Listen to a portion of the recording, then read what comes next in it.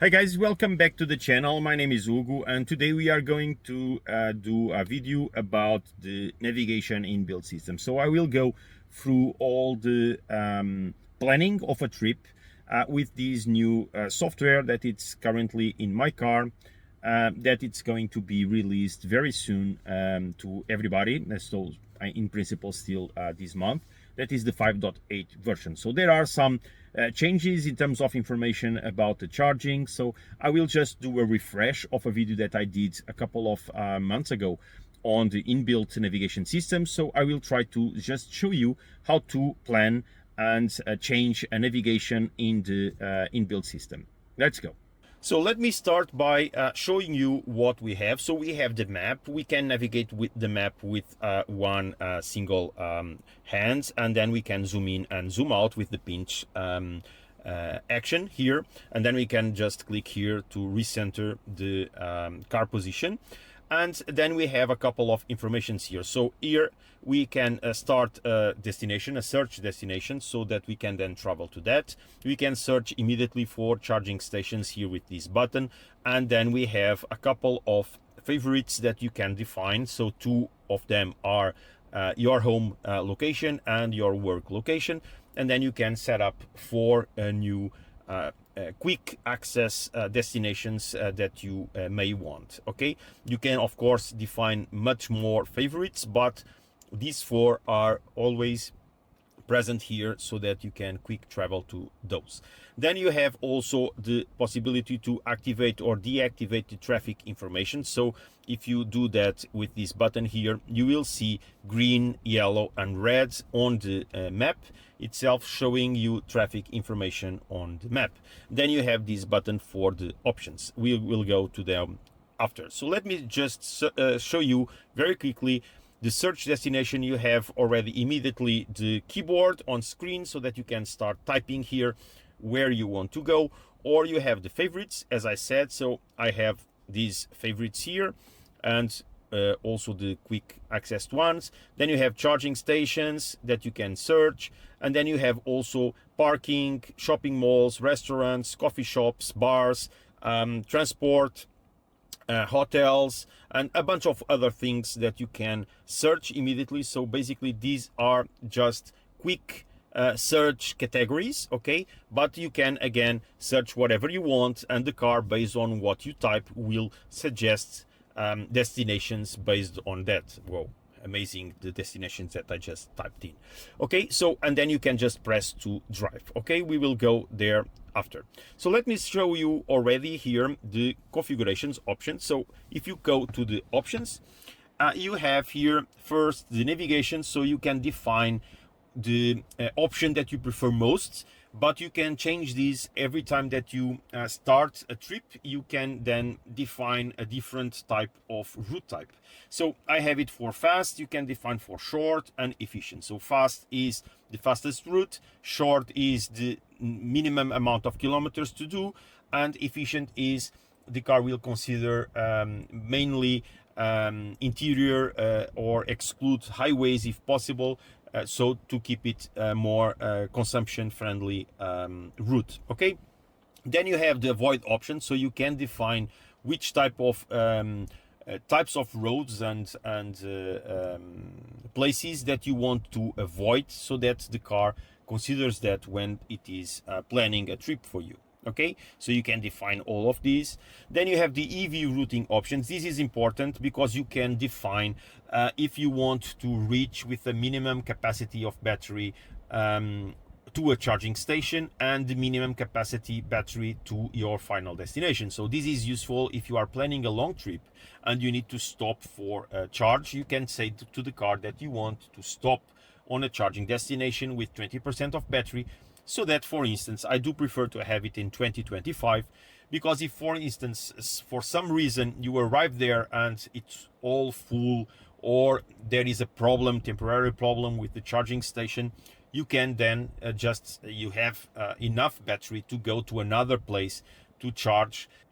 And then for the final destination, this is based on your preference. So for instance, in one of the trips that I did recently, I defined 50% because I wanted to arrive. I prefer to stop during the ride, and arrive to the final destination with 50%, so that I didn't have to look for a charging station in that rural or city area.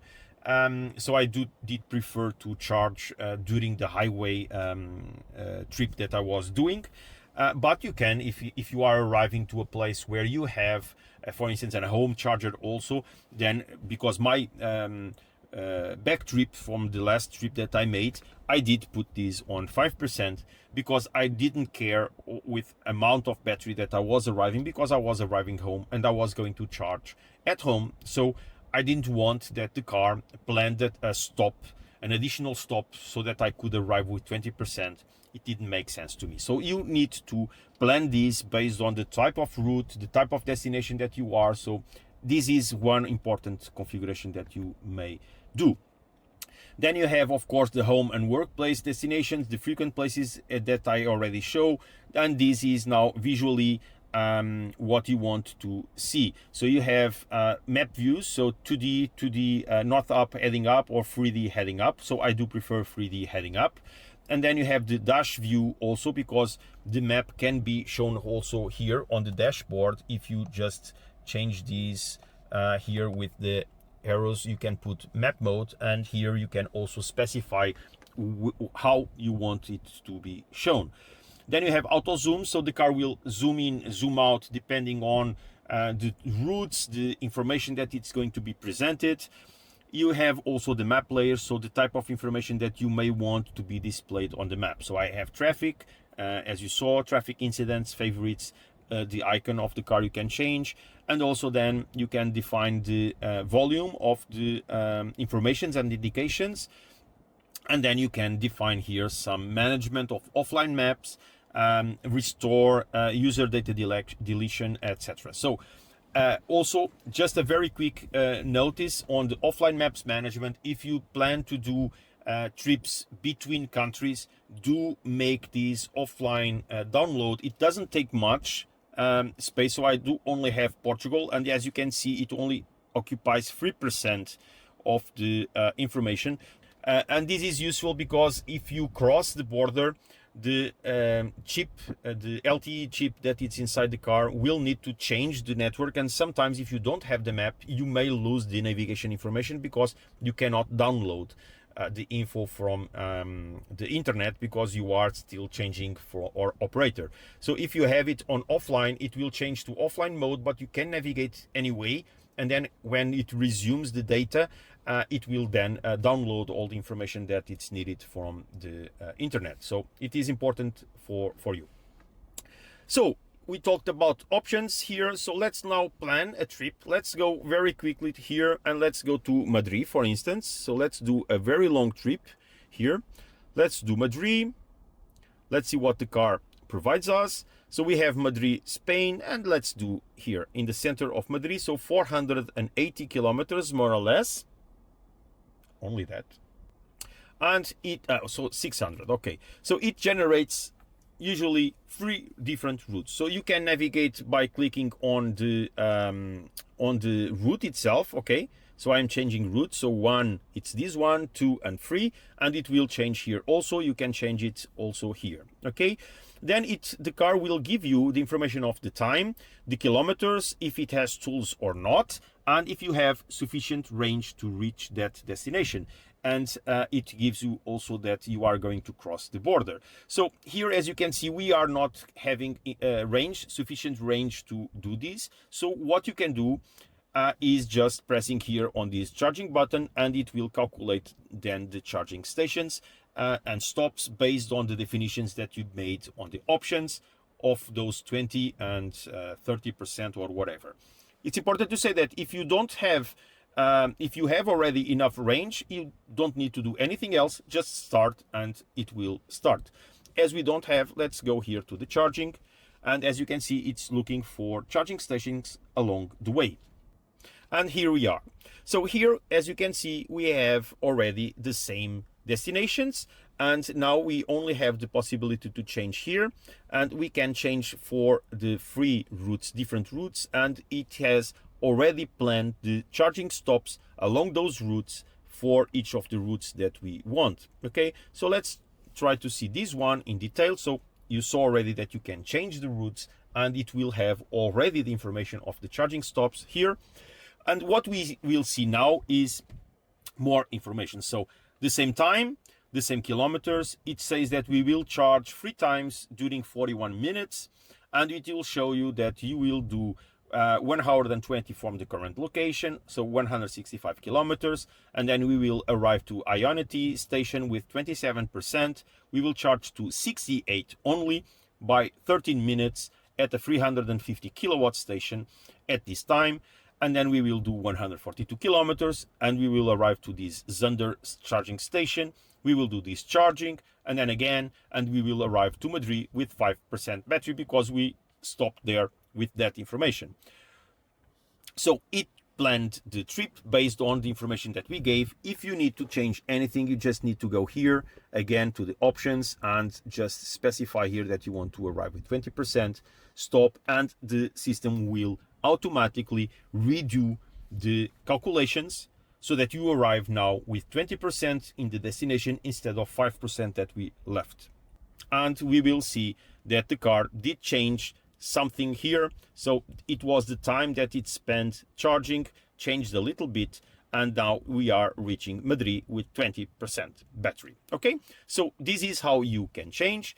And now another thing that was also improved in this new version was the possibility to define which type of charging stations you want to be considered. So for instance, imagine that you only have Ionity cards for the charging process. So you can go here and you can add Ionity.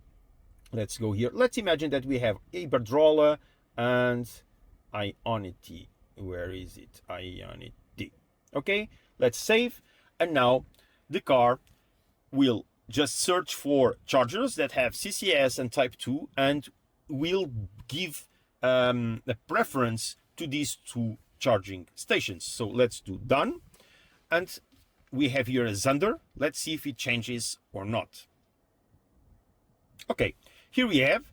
Now it did recalculate again. And as you can see, we have Ionity, Iberdrola. So the same settings, but it changed the station that we will stop. And of course, it changes the types of time of charging that you will do. But again, it will then provide you with the charging stops that you want based on the charging cards that you have or the best price that you have or whatever, and giving you the best possible way. Okay, so this is the way that you plan a trip based on the charging cards that you have, based on the preferences on the charging networks that you have, and calculating 3 different routes with different stops. And if, for instance, you want to stop in a different place or whatever, you can do that also. But this is the main and basic stuff that you can do with the inbuilt system. Let's just go a little bit further here and let's do a start on this one. And now we are in navigation mode. So you can see here that the car will give you the instructions of the next thing that you need to do.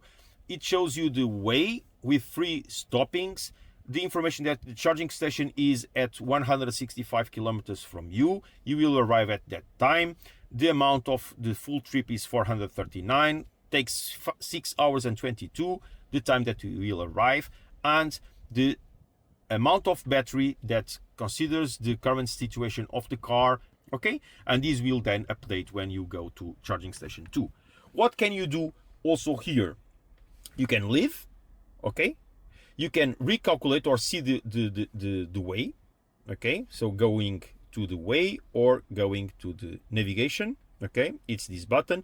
You can recalculate, okay? So if you do this, it will recalculate all the driving based on the settings that you have. This is very useful. For instance, if you start doing your trip and for some reason you are driving slowly and consuming less, you may want to recalculate because then you can optimize the charging stops. The same way, if you are driving faster and consuming a little bit more, you may be in danger because the planned driving was not taking in consideration that style. So you may need to recalculate so that you have the better situation.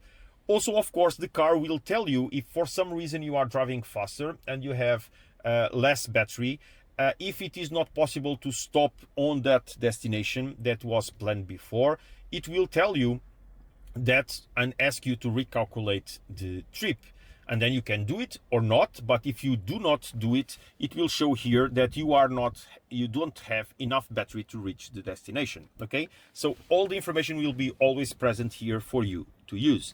Then you have also here to the options if you want to change anything. So for instance, if you decided that you don't want tunnels now, you can just press it and the car will recalculate again based on that option. And if you are driving and for some reason you want to eat something, so it's time to have a stop for having lunch and you didn't plan that, you can just press here and ask for a restaurant, and it will show you not only along the way but also the restaurants near you. So as you can see, it's giving you some restaurants around, and then you can then decide, okay, I want this restaurant, and then the car will recalculate based on this request now and will make you stop there. Okay, I did it wrong. Okay, I will not cut, I will show you what I did wrong so that you can see and do not do this in the future. So let me just do this again. I will do this with charging. So all these I have done already. I will just show you guys what I did wrong when I put the restaurant so that you don't do that. So let me start. Let me do search restaurants. See here, it gives you the restaurants, but I did press the restaurants or the driving here. If I press this black button, it will just ignore my previous drive and create a new navigation. If you want to add this stop to your current, you need to press the plus button. Okay? And as you can see, now the full trip has a new stop that is number 1 here that I created. So the error that I made was I just designed a new trip and replaced the old one instead of just adding a stop to the trip before. Okay guys, I hope it was clear. So guys, this is it. This was the video that I planned to do. Just a quick overview of the inbuilt system with the news that have been introduced in the system. And as you can see, it's very easy to plan a trip. It's much better, the system now. I just wanted to do now, in the end of this video, just a couple of notes. So it is important to recalculate the trip because your driving style will be different than the one that you are doing now. So mainly when you start a trip, you should recalculate after a couple of kilometers so that you make sure that if you are doing a highway trip, that the car is considering highway consumptions so that the plan is better. So I usually do this. So if I am doing city drive and then I calculate a trip based on highways, it will be totally different and the car will be tricked to think that I will continue doing this type of consumptions, and it's not true. So I need to recalculate after a couple of kilometers in the highway so that I have a very correct estimation of everything. And that's it guys. So for me, the system, it's good, it performs well, it's being improved in the last upgrade. So I do believe that it will come to a point where we don't have big requests here. Most of the things that I still miss on this navigation system is mainly coming from the TomTom provider. So some errors on the streets, some missed information. Sometimes the calculation of the routes, it's not the best one that I have tried already, but it's not bad. I got already some good things coming from this system instead of Android Auto when I use Google Maps and Waze. So I got already some results, better results on this system than on the others. But it's missing a couple of features. For instance, alerting when we have a speed camera or something like that. It gives you sometimes, because I already noticed that sometimes in the same place it doesn't show, but most of the times it shows on the screen the information of a speed camera, but it's only visual, not alert. Sound alert is provided to us, and I do believe that we should have that. And also some more information, actual information, as we have on Google Maps and Waze. It would be great for a nice city routes, but it is what it is. So we don't have that from TomTom, and that is not a problem of XPeng. Well, it is, because XPeng choose TomTom, but it's a different topic. So guys, this is it. Thank you very much again for being here. If you appreciate the video, or if this was useful for you in any way, just leave your like, subscribe to the channel, share the video with your friends. And of course, if you like this type of content, if you like my content, please consider supporting the channel. It will help me and the channel to grow. And thank you very much again, and see you in the next one. Bye bye, guys.